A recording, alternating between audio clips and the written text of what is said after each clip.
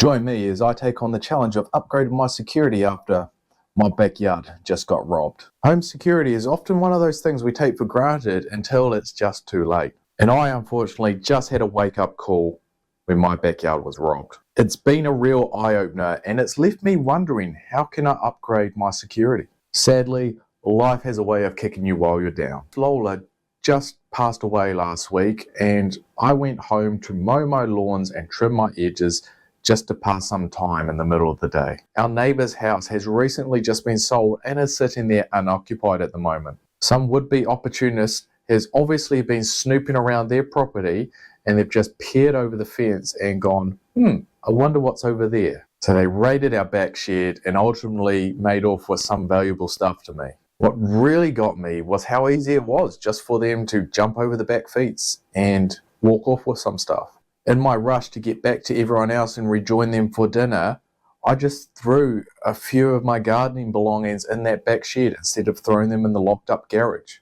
I've never done it before, but as they say, Murphy's Law or something. I always thought my backyard was secure, but I guess I was wrong. Looking back, I can see that there were some vulnerabilities that I completely overlooked. For one, the shed wasn't as secure as I thought, and there were some tools just lying around in there that could have been used against me or anyone else if we were at home. I also didn't have any working security cameras, which would have been super helpful in identifying the perpetrator. It's scary to think just how much damage someone could have done if the thief had been more malicious. The lack of lighting in my backyard was also another issue. It can get pretty dark back there, especially at night, which would have made it easier for the thief to sneak around without being seen. And I didn't have any alarm systems set up, which have alerted me or my neighbours to the presence of an intruder. These are all things that I'm going to be addressing as I look to upgrade my security. At the moment, I'm looking into a few different options for security upgrades. Surveillance cameras seem like a pretty good place to start. They can help deter thieves and also provide enough evidence if something does happen.